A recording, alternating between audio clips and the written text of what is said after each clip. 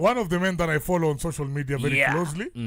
And this is the Kenya Premier League super fan. If you have seen a super fan of the Kenya Premier League, a man who is very concerned about the local league, the kind of people that want to revive the Kenyan league and give it the attention that it deserves.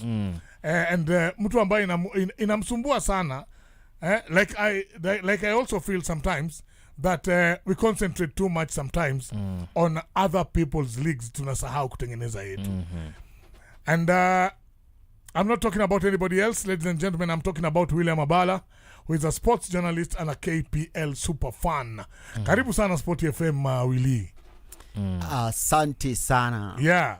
Now, I want to know about... I want to delve inside KPL through a superfan's perspective. What do you see when you look at our league? Yani, ukiangalia ligi yetu unaona nini? Thank you. So, mimi nikiona league, one thing that I normally see and people don't see it is the emotional, fan attachment in this. And this is where I think even the corporates, even when you talk about, sponsors, they are not, they don't want to tap into this because we have the most loyal, the most emotional fan base at the moment, and they just need to tap into this. So for me, if you talk about, the Kenya Premier League, I'm not looking at, the sideways. I'm not looking at the problems that we are having.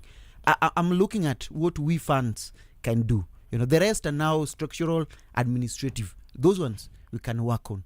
But the fan base, we have one of the most emotional, one of the most, attached, fan base currently. Mina uliza, if you say we have one of the most, maybe in a nutshell, affectionate. Affectionate, exactly. I mean, there are very few teams that can command a big fan base in Kenya. Namely, mostly only community clubs. Only two, which are 2 or 3. Now, and that is also another conversation that I think we also need to debunk. Because for the longest time, we have had, this thing of, community clubs vis-a-vis, corporate clubs. And if you want to, kind of also get into this, I want to talk about, the context of maybe the Risasi Derby. That is the Kenya Police vis-a-vis Ulinzi. If you watch, that game and the amount of fans that normally do turn up, yes, I'm telling you, you'll be surprised and shocked, because we normally do say, this corporate don't, have fans. But look at the game, even, this last, derby that they have. Yes, there were fans, there are fans, there are people, around it. So it's just that we also need to get ourselves, out of that, cocoon of, that a section, it's only that, a section of community clubs. But I think that is also a community, because this is the KDF community and this is the Kenya Police community. We can put them as a Risasi Derby is also a community derby. So I'm talking about corporates like tuko na Tusker hapa, tuko na Posta, tuko na KCB. How many fans can they command? Ndio useme that we have a very emotional and affectionate fan base. Hizi teams ziko na watu wangapi as fans? Now, that is also something that we need to talk about, because si ati hawana mafans. Si ati Tusker haina mafans. Si ati KCB hawana mafans. If you look at because hata tukiongelea hiyo mambo na the KDF community, those are simply people when you wako engaged, employed, they want to associate themselves with that. Look at KCB, look at Tusker. This is a like a a conglomerate, a big one. Tusker ni kubwa. How many people do you think even Tusker employs? Hata tukianzia tu hapo now, like we want to like give Tusker wale tu wenye wameemploy ndio ni kama wanaisupport. Yes. It's ni kubwa. Ni wengi. So ni wengi. So the only thing that teams like kama hizi Tusker corporates hawajafanya is a little awareness tu kidogo tu. But si ati hawana fans. Go to hata hapa hivi annex when Tusker hata wanacheza. You'll find kuna watu, and by the way, kama ni kubuy merchandise, sisi community clubs tunaweza sema ati sisi tuko na fans, tuko na wengi. Game ya APS Bomet juzi na Gor Mahia, I was recording like a whole stands ya watu hawana jezi. If you go to Tusker, my friend, the way wale watu wanabuy merchandise ni wadogo, lakini in terms of supporting club hata kubuy merchandise ni kubwa sana, and they buy original. So sometimes if we want to talk about, you know, this thing pia saa zingine, we also have to, you know, narrow down in terms of loyal na wenye wanaweza support. So wanakuanga na base, their fan base ni small, but in terms of also purchase, in terms of supporting the club, it's so, I mean, ni mzuri sana. And wewe unajua tumeingia na tukakimbia mbio bila kujua wewe personally as a fan wa Kenya Premier League. Let me call you a fan of the whole of Kenya Premier League because mostly your content runs about the Kenya Premier League in general. Although yes, we know your team, you're a Gor Mahia fan, yes, but you're a fan of the league itself and how it is run and what happens, sindio? Ulianzaje kukua super fan ya kujua apart from my club, naweza kuwa fan wa league mzima na ni promote league? How did what sparked your passion? Passion yako ilitokea wapi? Na unajua hii najua ni wengi wanangoja, wanaisubiri sana. Nilianza hata kusupport Premier League na wapi, enzi gani? Because mnakumbuka kuna mahali kumekuwa na zogo kidogo, tatizo Moi Golden Cup, vitu kama hizo ni vitu ziko. So mimi naweza sema mimi hata kuanza kusupport football si kuanza na Gor Mahia. I'm a Sony Sugar fan. I was born and bred in Sony Sugar.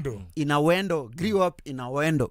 So grew up seeing the likes of Peter Basanga. You know, that's like naturally my coach. You know, growing up seeing the likes of Francis Nao Baraza playing, Salim Babu playing, you know, before even they become coaches. Yeah. So me, typically that is the environment that I've, you know, like grown around. And then my father was also a TM, a manager at Sony Sugar. So when you talk about, you know, sometimes the KPL, I've been, even as a little boy, going with, you know, Sony, sometimes we go to Mombasa. I do travel with the team. So at a very, very young, you know, like an age. So I've been around. I've been into that. I've seen how sometimes, you know, these teams do manage, you know, take management and everything. As a fan and also as a player, also having somebody who also, you know, played, you know, also football. So and I've been through. And how has a sports journalist and a sports commentator shaped your view of the Kenya Premier League? The sports, commentary, I think it has changed my view to see it in a lens that as a fan sometimes I would miss, you know, because as a fan sometimes we do touch, you know, emotions out of it. But for sports, I always say this. I'm not even trying to be objective because objectivity has some, you know, element of, you know, fairness. What I try to strive is accuracy and also, you know, balance. Yeah. So because when we bring accuracy, and this is where for sports journalists, some of us, you know, get into, you know, hot soup. Yeah. Because we try to be, we want to be seen as fair, not accurate. But when sometimes you present accurate, hata kama ni Gor ndi imekosea, point it out. So hata kama ni FC imekosea, you should say it venye iko. Kama ni mzuri, sema Gor ni mzuri. Kama ni mbaya, sema Gor ni mbaya. FC ni mbaya. That is the lens yenye I would say that for sports journalism, it brought into me. Accuracy. Because as a fan, huwezi sema kitu kwa timu yangu and then And do you feel like the media, do you feel like it gives enough coverage to the Kenyan League? I think aside from us, of course. Yeah, aside from you, no, but sitaki kusema hata tukusema tu kweli. Yes. Kama una watch mainstream, you know, mainstream has been our biggest letdown. Biggest.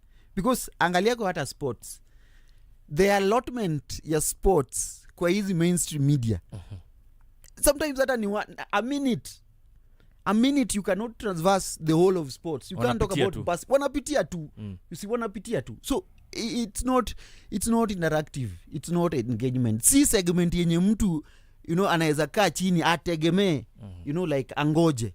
Yeah. So that has been the biggest undoing, you know. Could you partly blame it due to the fact that most of our league games haziko broadcast, because you only get like 4 to 5 games zinakuwa broadcast? So hatuna that broader view of how the other games are being played. So I think even if we don't have the broadcast, but at the moment what we have, you know, is also again in terms of capacity.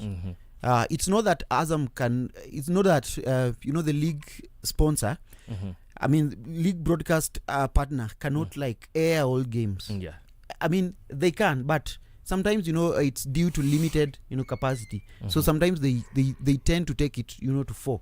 But given that aside, we do have like feeds. Journalists, we are being given feeds. We are given links. So it is this we are supposed to share even with our communities. It is, we should be holding conversations, because conversations are what keep the league going. Even aside from even watching them, because weekly people want storylines, and it is these storylines that do sell a league. Exactly. Clearly. Now, apart from supporting clubs and supporting the league, you work as a sports journalist, isn't it? Yes. How has that dual role shaped your view of the KPL? Looking at it as a fan and looking at it as a sports journalist, how has it shaped your view of the league? Yeah, so I mean, looking at it as a fan and also as a journalist, I would say, in terms of my perception of the league, what exactly is the difference? That is what I'm trying to say. The difference is, I mean, as a fan, you're going to dwell on criticism. You're going to dwell so much on, things that are not working. Forgetting we have other things that are actually, working. I mean, so I think for me, that is one of the biggest and one of the things that the difference, because we tend to dwell so much on criticism, the negative aspect, the beats, the things that sometimes are even out of our control. We cannot. And then we've got things that actually we can work on, things that actually we can see and improve on. So those are the things that I think, the perception that this has created in me. And that's why I'm always, like, frankly, we have our challenges, but we have to support Kenyan football. And Abala, you are known for also calling out big names in Kenyan football, Sindio, and making unpopular opinions. So when it comes to criticism, of course, tunajua unapata kwenye social media and everywhere else. How do you handle all this? In fact, saa zingine nagonga ngumu because kuna hata ingine juzi yenye imetokea, and I'm even surprised kupata see like somebody like my mom who is down deep in village huko hivyo anapata hii habari and then kwenye whatever and then even my siblings sometimes do share. So wakishamwambia, so sometimes the pressure that I get hata kwake aniambia umeanza tena, wachana nayo yuke. So hata mimi saa zingine wachana kufuata na watu. So saa zingine I like family sometimes also do come into this, and then napiga break kidogo nasema hapana, let me just tulia. But all in all, what I can say in terms of sometimes, because they say if you really need change, we have to go for the top, top, and that's why also even for the top influencers, I was at them because they are the real voices. They are. Me with sometimes my 10,000 followers, I can't. Somebody has like a million. This three followers. Yes, this person has a significant, level of change. So therefore, you have to start. It is the target. This is the guy. If you have to pull your arsenal, then you really need to hit on this person. And do you feel like there has been a shift or engagement into the KPL ever since you started covering it? Mafans wameanza kuingia ama?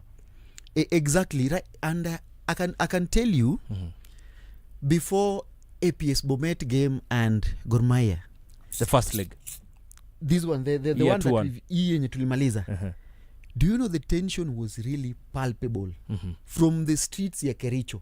Because I was there. The streets was yani kuna tension, si ile tension ya ubaya, ni ile tension ya we need to win, our fai kuchukua point kwetu. Yes. Yeah. So you get that engagement hata kwa saizi. So the moment yenye tunaingia hata kwa field, it's even now climax iko hapo juu. Because APS Bomet hawataki kuona fans wengine hata like uwezi kaa penye wamekaa. It's si kwa ubaya, but it's just like ni rivalry. Ball ikikuja ni mambo na rival. Tulisalimiana after game imeisha. I mean that is now fans. That is now the spirit because walipiga hii team ile time ingine, hii team saizi hawataki ipigwe. So you get to unapata hiyo tension and for me that is now the best because even as a fan, even as a journalist, I get to experience, raw emotions za watu. I see it through them because they're trying to support what they can see, what they love, what they can relate with. Kuna identity fulani sahi inakuja kwa league. And that is the best aspect saizi. Kuna identity because if saizi even the bottom teams kina IPS Bomet whatever kuna identity ya fans wao very loyal na wanaipenda na wanaifuata unaona. Would you describe yourself as controversial? Yeah, exactly, because sometimes I love do rubbing yeah, because wacha nikwambie mambo na Harambee Stars coach ile time yetu ya CHAN. Yes. Do you know kama si kuwa controversy, kuna wenye hata wangecheza because if we were to assume things were the way before they are CHAN, hata kwa CHAN ulisema nini? Just give us CHAN. The backstory, what you said, so that our listeners can know wale ambao wajui. The backstory inagonga hivi on tuseme ile story ya Brian Michel. Let me just be direct because I believe this is a role that I really played in terms of Mishira even getting the call up because sometimes we sustained these conversations so fans saa zingine wanataka hii lakini mimi naenda hii side ingine I have to differ with them. So for Mishira the level yenye tuli campaign and I'm happy even to say hapa hivi is one of the persons when alikuja hata after CHAN akarudi akaniambia nyewe Abala asante man, hata kama pressure ilikuwa mingi but asante man, you got me to a point, so even if a player appreciates sometimes what we do. Yeah, so we build momentum, we try to create.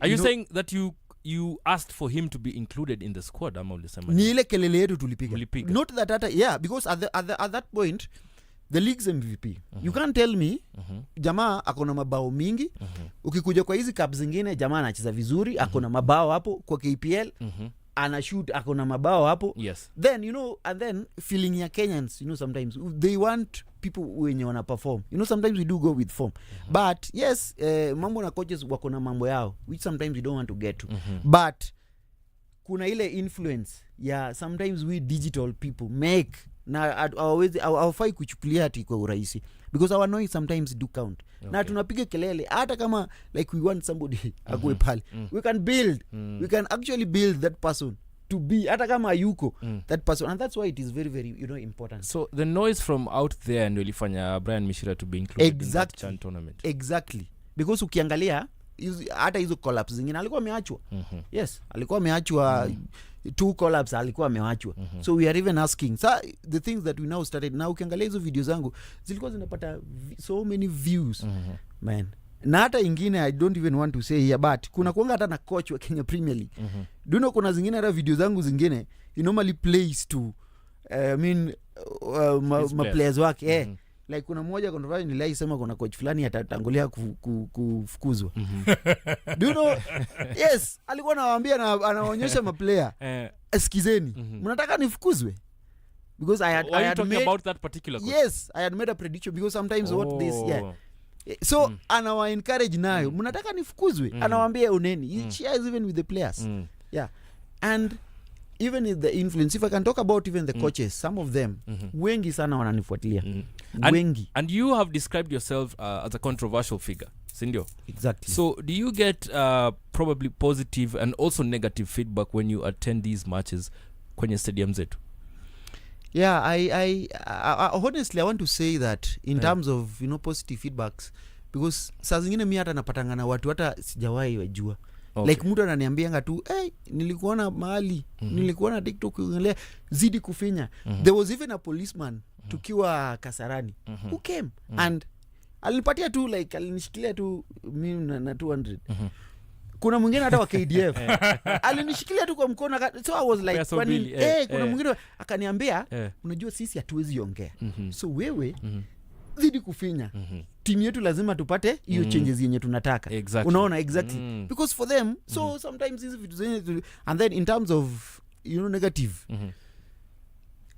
my threats sometimes kuna wenye hata tusha threateniwa like don't even hata tusiko do you know hata hii section time kulikuwa na some divisions kati ya Gor hizi team kwaya Dudo kuna hata fan moja mwenye aliniambia usiwahi kuja hata kutukava, usikanyaga penye sisi tu. we back in. Sasa I'm like, no, mimi najaribu tu like kureport mambo venye iko. What's happening, accuracy tu. Usijaribu kukanyaga hata hapo. Unaona? So sometimes unapata and then you go back enyewe utamuona tu ni watu pia juu unawajua, we do talk. Atakwambia tu no, ni pale nayo ulitulemea. Ndio maana. Even with the clubs I do get it. Okay. And now many local fans are still attending KPL games in very small numbers. Compared to other leagues. Ukiangalia international leagues unaona mastadies mejaa na it's just a local league match. Sisi bado tunaenda tu you see we are looking at hata sisi wenyewe instead of going to watch our own league una find tunaenda kwa TV kuangalia league zingine na kuna game mzuri ya KPL inaendelea. What is the problem? And honestly I think conversation pay inafaa, like we need to there has to be a shift in the conversation, starting also from the top. Because kama and I'm talking about, let's say, maybe easy leaders, our leaders, and I want to put this out. I'm not attacking even anyone, just a honest sober reflection of what I think. Because ukiangalia hizi leagues majuu hizi Europe, these leagues do not even need marketing. They don't even need like mtu kukuja kuongelelea, because this is something that will sell definitely on its own.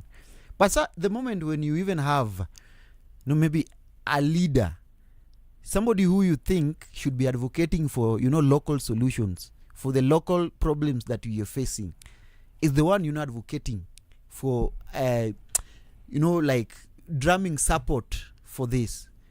The league that is hurting is the Kenya Premier League. And that's the league, not even the person. That's why we are not talking about any person. The only thing that is hurting is you are hurting the league, because you are taking away the fans. Even those who are there, somehow now you're selling them some kind of a hope or a dream, like they need to go to the other side. So you are hurting this league. It's the one that is hurting. Do you think there is enough quality to attract a lot of fans in the Kenya Premier League? Just be honest. Do you think there's enough quality in the Premier League? Let me tell you. Among the ranked, let's say, leagues or even countries in the world, you're going to count France, You'll count Spain. You'll count England. Don't we have Kenyan raw people nurtured from here playing in those leagues? Yeah. So it tells you about the quality that we have. We do have quality. What we now need is structured, let's say, structured support and investment into our league. So what do you think is the biggest challenge facing the Kenya Premier League today? The biggest, for me, what I would say in terms of, the challenge is the conversation that we are not having this conversation enough. Like, we are not debunking, the myths that has long held the Kenya Premier League, back.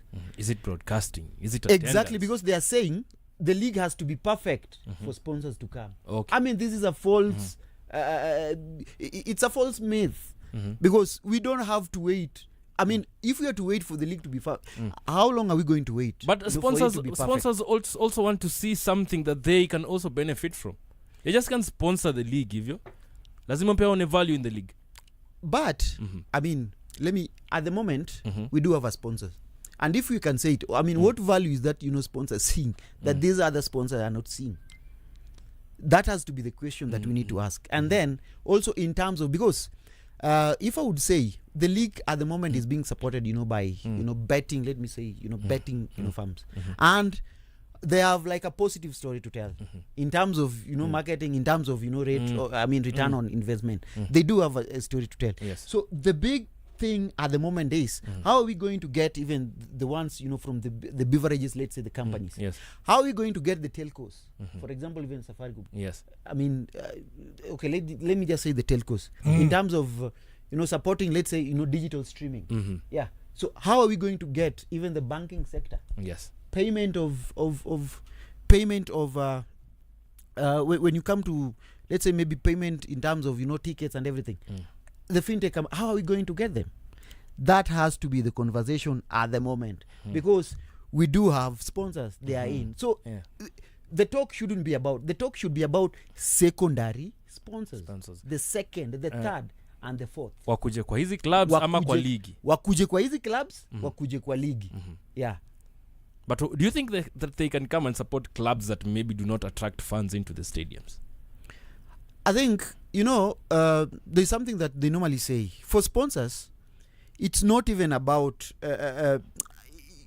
sponsors do look for where there is, structure, where there is stability.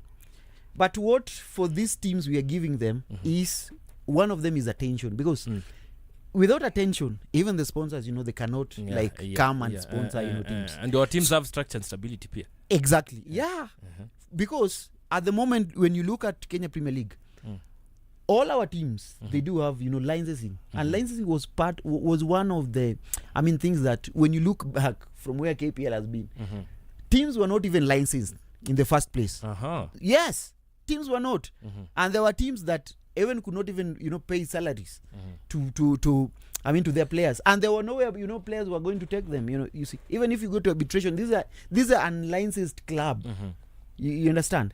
But with the new revolution, at least now we are getting there. The first bit of it is club licensing. So the moment there is licensing, you cannot treat a player badly, because player welfare, licensing caters for players' welfare. And this is something that is, needs to be, talked about. Yeah. So if you are FKF president for a day, what would you do to uplift the league? If I were for a day, one of the things that I think we are not harnessing enough is commercial to commercial sponsorship, in terms of just trying to get these people. And talking about that, there was recently a convergence, a meeting of, let's say, these top corporates by President Ruto. The task was to get sponsors for our leagues. What has been done up to at the moment? Not yet. We only saw pictures at State House.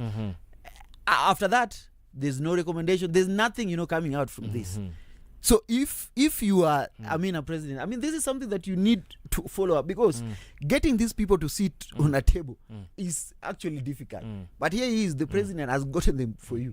So what remains now for you is to lobby. Get these people on board. Huoni kama mashabiki also have a role to play in all this? Let's say the fans were coming into the stadiums. Don't you think the corporates would be more interested in supporting our clubs? Exactly. And I think also in terms of, the fans, I want to state here categorically, the fans are doing much they can do. Yeah. Because when you even see, attendance, I think it's club revenues in terms of match attendance, I think it's also, improved. It's not like the way it used to be. Yes. Even if you're going to say, community clubs are the ones benefiting. But wait for also these corporate clubs, whenever they meet these, community clubs, at least in terms of match collection, you normally see a sky, rocketing in terms of revenues that they do and everything, possess. So for the fans, I think they're really, doing it. What now we need now to harness is this, what I call now the secondary, sponsorship. They need now to come on board. Yeah, because there is no fan base in Kenya that has the affectionate than football, fans. Yeah. So this is something that they really also need to, walk around, because I was looking at it yesterday. Golf. What has golf presented to sponsors that you want to tell me that, this is like a viable, product? How are they selling, themselves? Even if I was to, how are they selling themselves? It could also be that these golfers are the CEOs. What structures are there? Have you ever? What structures are there? Let's say So you're bringing a very, very good aspect. The CEOs, the elite, and everything. Yes, they are the ones sponsoring these events now, and wachezaji. Exactly. And then golf is a rich man's sport. Exactly. So we also need to get out of this thinking of elite and then event staff thing. Because when we look at these corporates and what they want to sponsor, a 2-3 days event. Yes. After that, it's over. It's over. Long term, they are not looking at it. So also, we also need to appreciate that for football, this is something that runs like, let's say, maybe a year long. 8 months. 8, 6, 7 months. Then 8, 6, 7 months, if you look at the kind of support you're going to, support also, it's mainly because we have players, we have people who are involved in, drivers. Yes. We have so many people around, football. So it's a big, market. And that's why sometimes when we do not, get also, those are some of the things sponsors are also, kind of also looking at. Yes. Yeah, so it's so, I always don't get, I don't like it when, people, beat football in terms of them not attracting sponsors. Because if you look at a 2-day event and a 9-month, kind of something that, continues, it will be hard for you to convince an investor to come on board other than somebody who is just, willing to come. So those are some of the realities also we need to accept, for the league also. What are your thoughts on reports that some KPL clubs are struggling to pay their players? Yeah, it's also that is a reality. It's a reality in terms of because now you also have, when you look at the deal that KPL has, this deal literally, it's not about to pay finances for players. It's not about salaries, because when you look at what this deal is giving to clubs, it cannot even it's less than 5 million shillings for a season, because it's broken down again. But it's 1.12 billion for like a 10-year period. Shouldn't clubs find their own ways to at least pay their players? That is now the major problem that is getting in, because now clubs want to rely on this this deal that we have, but this deal is less. It can't accommodate every need for the club. Unaongelea deal yetu na the sponsor, the main sponsor exactly, of the league. Yes, that is what that is the first revenue ya club. Are clubs getting anything from that deal? Yes, clubs wanapata. No, clubs wanapata, but it's a drop in the ocean. Ni kadogo. Like what ukiangalia kwa hizi clubs zetu zingine, hizi community clubs, what they can spend to say like in 2-3 months is actually that budget yenye wanapata less than 5 million shillings. So kuna clubs zingine hapa hivi Kenya saizi they're spending more than that. So it's a drop in the ocean. Lazima ndio maana utapata teams zenye bado hazina sponsors, wao itabidi salaries lazima zitachelewa. But should these clubs then be allowed to operate if they cannot sustain their players? Yeah, uwezi sema pia club, because listen, payment of salaries, these are structured things. These are structured contractual agreement between even a player and the club, right? Yeah, and you could see even in some instances unapata kuna some contracts zinasema player labda atacheza 1 or 2 months, wao upewa tu kitu kidogo. That is now an agreement. Uwezi ingilia even if you want good for the league. Uwezi, that's there, there. But for me, and this is normally what I say, because we now need to change also the mentality around for these clubs. Yes, when we are talking about teams that are going to participate in the league, venye tu easy tuseme, venye tu kwa easy when you're going to register maybe like a company, for example, there's normally a threshold of, let's say wanakuambia you have to deposit like hata 10-20 million ndio fanye nini ukue. We have a call. Hello SportyFM. SportyFM, hello. Hello. Yes, naitwa Kimani. Yes, nasikiza Abala akiongea, and I was wondering because he talked about club licensing in Kenya, CAF club licensing, and we saw some teams acquire the female teams. We know FC Leopards acquired Makulandas. Now we know the problems that they faced. Unajua? I was wondering if really the club licensing is being effective, because kuna players unajua Sofapaka, Costa Rangers, wamekuwa na issue in terms of payment of their salaries. They are dependent on bonuses. So is the club licensing really working? Hiyo atakujibu tu saizi. Haya. Thank you very much. So umesikia, there's a listener who's asking, still teams are struggling with payments and whatever. Is this club licensing really working, Abala? Yeah, I could say it's working because for the club licensing it gives as a player ni wewe tu sasa ndio unafaa ujue because now you can get into the arbitration ama tribunal you report that club because wewe sasa uko na like we have now a FIFA number you see you can actually ni sasa ni player ni awareness sasa like we have to create now awareness kwa player ajielewe na ajue like now you are transgressing my right. Yes. Apeleke malilio yake hapo. Utalipwa. Hata kama ni nini utalipwa. And you see hata tumepelekwa. So unaona tunapelekwa. Utalipa hata kama kuna basi juzi basi imechukuliwa nikiona tu. Ukiona tu hivi alifanya nini kupeleka. But utalipwa. Abala, I think you just have to acknowledge that pia our clubs are failing in their mandates. Jupia, for example, ya kwanza, they are not paying their players.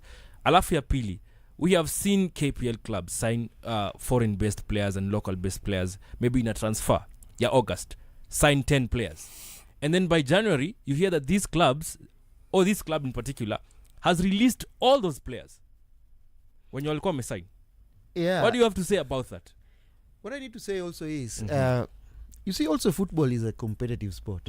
Football is a competitive kind of also sport. And then in terms of sasa signings na kuleta wachezaji and everything just kama venye wewe pia uko na KPIs zako you need to meet for football also we need to accept ndio maana hata mimi hata juzi whatever was happening kwa Nairobi United I said no they have like their structure, they have like how like they sign how they integrate players if they are not seeing you're not fit into their system utafanyiwa nini. And we even see hizi vitu hata majuu. So then kuna wengi watu unaweza lockiwa not even unaona. So hizo ni vitu zina happen but maybe just I haven't seen a top club in Europe or anywhere sign 10 players and then in the January transfer window release them all.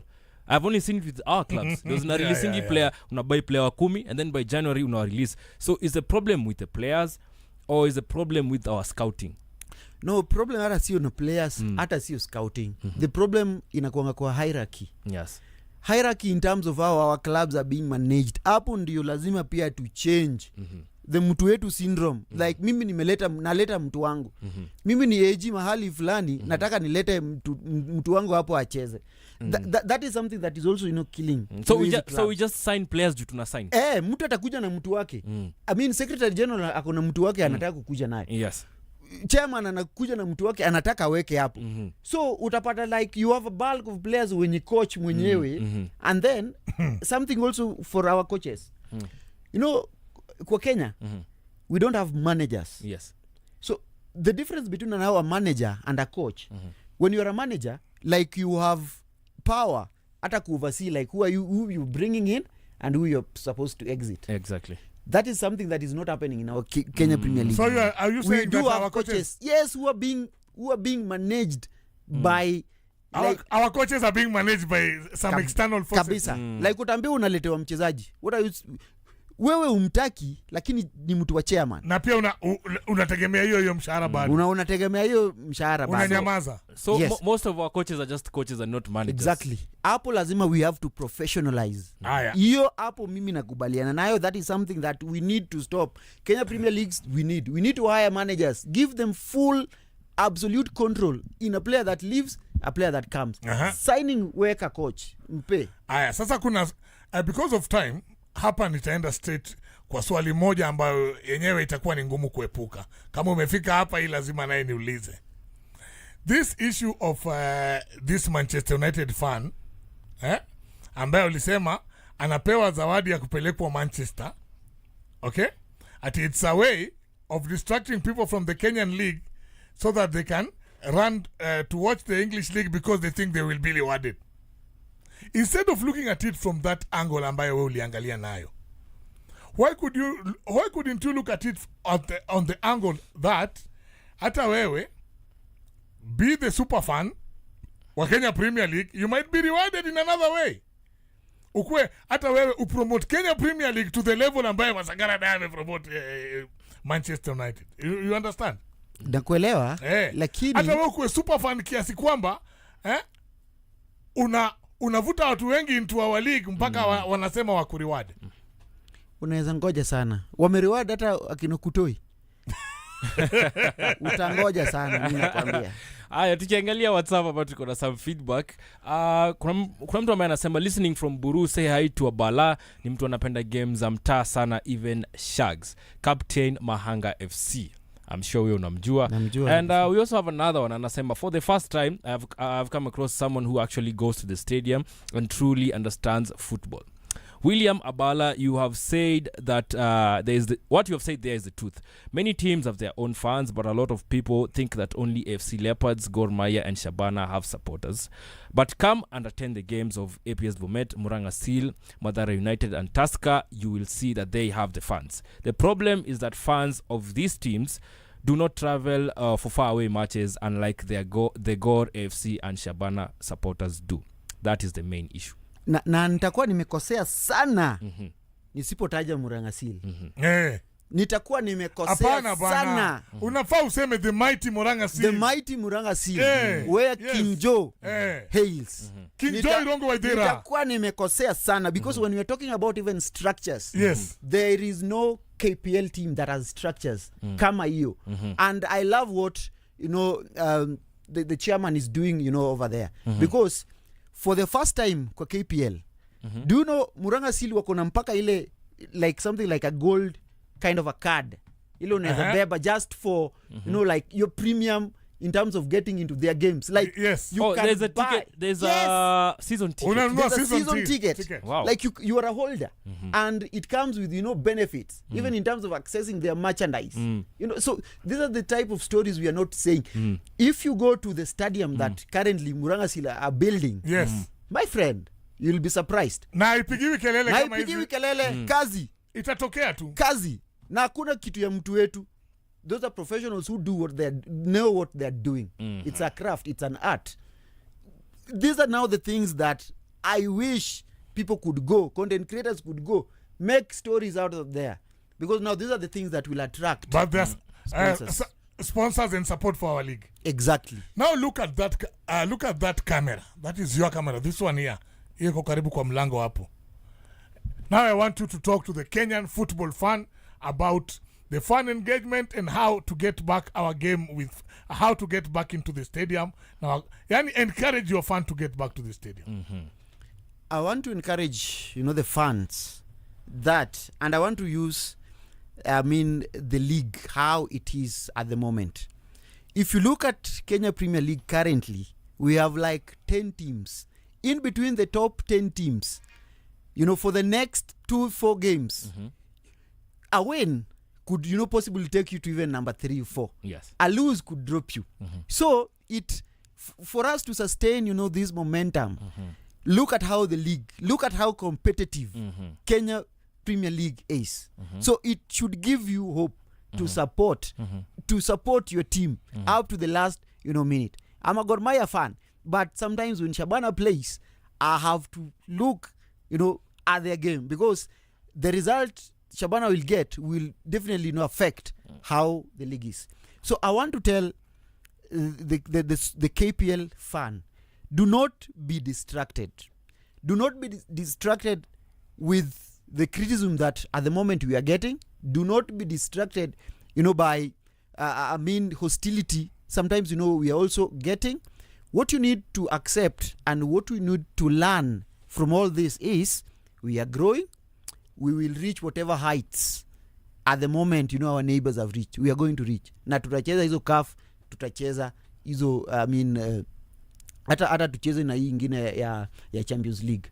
Yeah, so we just need to be optimistic. Our league is growing. Everything is working at the moment. Right. So you believe that our league is going to be able to attract fans to Jazage Stadium almost every game. That is my belief that our league, at the moment where we are, what we are now looking for is secondary sponsors. Yeah, and we are telling them, come on board because it is only football that will give you something that these others won't give you. The sustainability, the loyalty, the affectionate. You will run with this. As a brand, utakimbia na hii mpaka, mwisho. There is no exhaustion. And you are coming into one of the most, let me say, not even affectionate, but suicidal supporters. Suicidal. You're going suicidal for your brand. For lack of a better word. For lack of a better word. Suicidal. People will, whatever it takes for their team, they will do it. Thank you very much, William Abala. Thank you for visiting SportyFM. And when these things begin to happen and when they are physically tangible, we will make sure you are here again. Ndio utuambie, si niliwaambia. na usisahau kitu Yes. Vile pia mkubwa anapeleka hao wengine waende waone Emirates na Old Trafford. Hata sisi, mimi sitaki hata nipeleke huko. Mimi nataka nipeleke niende nione Wote Stadium. Nione the stadium pale hivyo yenye Kandui. Nataka niende nione Migori Stadium. Yes. Unaona? Anipeleka niende nione easy. Because these are some of the stadiums that are little promise. Yeah. So I just want to go nione venye ziko na pia nirudi niambie watu, you see the stadiums are coming up, nicely. Thank you very much. Abala just want to be a local tourist, aweze kuangalia and to make sure that our infrastructure is actually has actually taken off na imekuwa vile ambavyo walitu promise kwamba itakuwa. Thank you very much, William Abala, and we hope to invite you here another time.